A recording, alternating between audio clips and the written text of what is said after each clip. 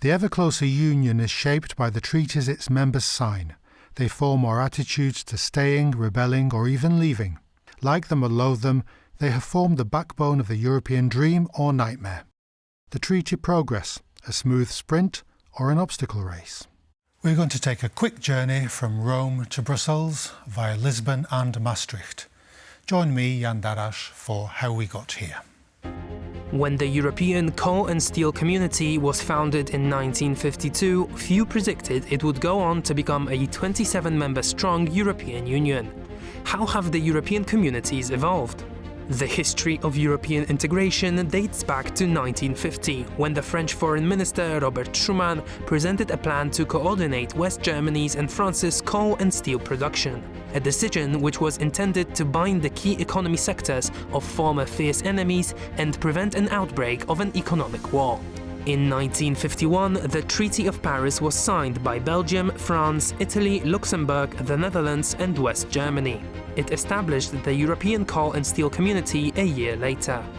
As a consequence, in 1957 in Rome, the founding six signed treaties establishing the European Economic Community and the European Atomic Energy Community. A European Parliamentary Assembly was established for the three communities, which would go on to become the pillars of the European Union. The transformation into the EU came shortly after the great political and social changes in the countries of the former Soviet bloc. It became clear that sooner or later the countries of the new Europe would seek a rapprochement with Western Europe. As a result, in 1992, in the Dutch city of Maastricht, the leaders of the now 12 member states decided to extend their cooperation to other areas. To show that European integration stems not only from economic but also from political ambitions, the name of the European Economic Community was changed to the European Community. Together with the ECSC and Euratom, it became one of the so-called pillars of the newly created European Union. In 1995, the Schengen Agreement, aimed at gradually abolishing internal border controls, entered into force. The next step was the introduction of a unifying currency.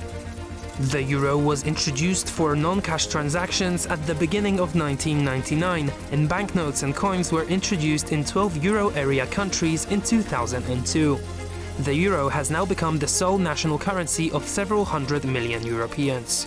The EU kept evolving. Many institutional reforms were implemented in the currently in force Treaty of Lisbon, signed in 2007. This treaty streamlined the bloc's institutions by adopting a new decision-making system and establishing, among others, the post of a President of the European Council. The treaty also transformed the EU into a single legal entity, allowing it to sign international treaties and join international organizations. I'm delighted to welcome our guest today, Dr. Michał Bernat, from the Centre of Europe at the University of Warsaw. Welcome to the programme, Dr. Bernat. Thank you very much. Great to have you. First question, let's travel back in time to the Europe of the 1950s, 1940s, 1950s.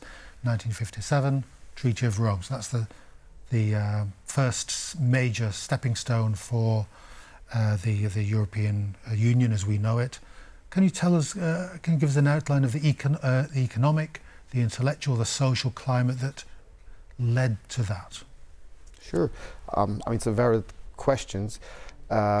I should say that we should start, of course, with the end of the Second World War and the devastation of economies and infrastructures throughout Europe, not just, of course, the Eastern countries, but also the Western Europe. On the top of that, I would say the first efforts to somehow try to rebuild the economy on the basis of the Marshall Plan. And because the Marshall Plan, as you know, was addressed not just to one country, but to a group of countries, of which the Eastern Bloc unfortunately didn't form a part, but it nevertheless required certain degree of coordination.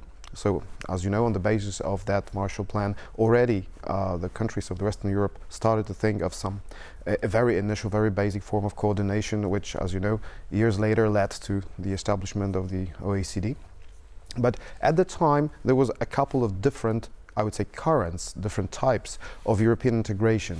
There was, of course, integration in terms of democracy and human rights, which led to the creation of the Council of Europe, under the auspices of which, of course, the European Convention of Human Rights was adopted, and under which the European Court of Human Rights was established, existent, of course, to this day. So there was this current of democracy and human rights. Idealism, I would say. There was also, I would say, a current of political integration, which at that time was circling somewhere around the military alliance of Germany and France and the so-called Western Union. But as you know, that didn't lead to much success.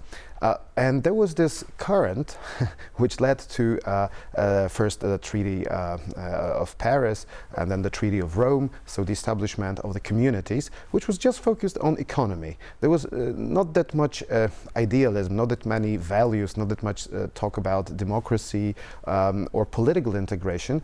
It was at the beginning a pretty modest project, which, as you know, at the level of the first treaty, which was the Treaty of Paris, establishing the European Community of Coal and Steel, was just about the coordination of the market of the mining and the production of steel.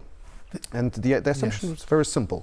I mean, is it fair to say, or is it accurate to say that this was also to stop European powers making tanks? That's exactly steel true. And that's coal exactly true. Leading on to manufacture of arms. Of course, in the very famous speech of 1950 of Robert Schuman, he mentioned that those frontier areas of respectively Germany and France, which are most developed in terms of mining and steel production, then they fall victim to military conflict whenever both countries produce too much steel, too much tanks, too much weapons. So they realized that if you control the production of steel, which at that time was one of the major factors for the national military, then you're actually controlling the power to wage wars on your neighbors. So if we bring under one umbrella, which was already beginning to look like a supranational type of control, the respective production capacities of France and Germany, then probably none of them could make an autonomous decision to go against a neighbor. Right. So we have this vision of Europe in the rubble of the Second World War and the First World War, these two dual suicide of Europe in the 20th century. What then? You mentioned the fact that it was a project undergoing a certain experimentation. So how come what was the driving force in this ever closer union? What led to the practical building of a united Europe after the 1950s? After the 1950s, well, you see that there is actually quite a gap between 1958, when the communities fully kicked in, and actually in the 60s, even in the 70s, you didn't see that much of a progress in terms of substance, in terms of competence, in terms of what the communities were substantially doing. They were rather focused, I think, on the geographical expansion. So, you know, the attempts of the United Kingdom to join the communities, and then, of course, de Gaulle refusing several times. You still remember that, right? But also, what was interesting, at least to my mind, is that different current countries, which were sometimes for decades under military regimes or authoritarian regimes, just after these regimes ended, they felt free to join this ever-growing geographically area of European communities, a little bit resembling the situation of Ukraine at the moment. So when these countries had or regained this ability to decide for themselves, they were opting for the European communities. Which would you say is the key treaty to understanding modern Europe? Is it a spectrum where we just sleepwalk into being from the Coal and Steel Association into being the European Union, or is there a specific landmark that you could say this is from now on we are the European Union? It's a great question, because that depends on the optics. If you're looking very much backwards historically, then of course, you know, your sentiment goes to the Treaty of Rome as as a founding treaty which started it off. But in more realistic terms, not many people remember that in 1986 we had Single European Act, or Single European Treaty, which actually paved the way for establishment of the internal market in the 90s, starting from 1993. So that was an important piece of primary legislation, which is very often overlooked. Then, of course, you have this landmark treaty of the Treaty of Maastricht, because it established the European Union in its own right. But as a practicing lawyer, I would say that the Treaty of Lisbon is actually providing the framework for whatever happens in terms of legislation, political action within the EU at the moment. So I think these 4 treaties, to me, are like super important. And of course, if you take a look at the Treaty of Lisbon, it's not just institutions, not just organization, but also the fact that the Treaty of Lisbon introduced the Charter of Fundamental Rights as a piece of primary EU legislation. So for the first time, it marked an important shift from the European Union being not just economic integration vehicle, but also a strictly political and human rights project. Well, we see this almost an inexorable progression from the Treaty of Rome into the Maastricht, Lisbon, as you say. Does it take into account the Eurosceptic currents in European history? Well, I think that the simple answer is probably no, because as you know, the Treaty of Lisbon was a couple of years earlier than Brexit, and nothing changed dramatically in terms of the treaty law that we have since that time. The answer is no. There was no major reform since then in EU primary law that would take full account of that reluctance, let's say, of certain political fractions within the EU, certain parts of societies as well, not to go further into this federalist direction. On the other hand, we cannot forget that there is one piece, very important piece of EU institutional architecture, which has been there since the very beginning, which is the existence of the Council of the European Union, which is just basically the good old-fashioned member states with all their own particular interest, and them being able to stop the process, the legislative process, at any stage.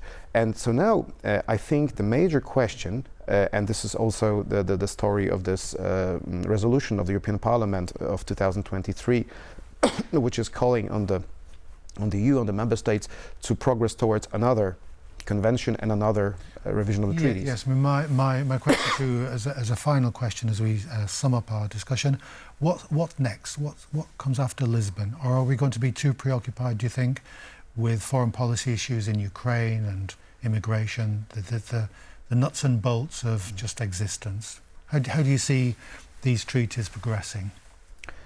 Well, let's start maybe with accessions, because maybe it's a very practical issue, but the history of the European Union, we mentioned the 90s, for example, it just shows that these accessions, they typically call for a larger internal reform of the Union itself, especially if a larger bulk of countries is joining. So currently, we cannot forget that it's not just Ukraine. Of course, Ukraine is a special case and outstanding by any means, because they in some kind of exceptional period of a couple of months after the outbreak of the war, they were given the status of candidate country. But there is more than Ukraine. We have Western Balkans. There is a perspective for Georgia, etc., etc. So the EU is a little bit in a situation which is perhaps a little bit similar to what was happening at the end of the 90s, beginning of 2000, where they were preparing for another wave of countries from a actually slightly different part of Europe joining the existing structures. But that's going to change the fundamental character of Europe, isn't it? As it moves east, its western roots in the Benelux countries and France, they're going to be diluted. Is it just going to be a case where Europe just gets too big, perhaps? Final question for you. Well, if you take a look at the numbers, we are of course 27 now, and if all the accessions succeed, then we will be at 36. So it's already a huge territory, spanning anything from Lisbon to Ukraine or even further east. But I wouldn't say that it's diluting Western values, because these countries especially if you talk to Ukrainians, they are joining the EU not only for economic benefits, but exactly because they want to join the world of these Western values. So it's not diluting them, it's actually enhancing these values, especially also from the perspective of the EU as a global actor. Okay. Unfortunately, we've run out of time. It's a great conversation. Great to have you. Great questions. Michał Bernat from the University of Warsaw. Thank you very much, and I hope you'll come onto the programme and we'll have another discussion about European I hope as well. law. So thank you very much. Thank you very much. That's all we have time for today. So join us next time on How We Got Here.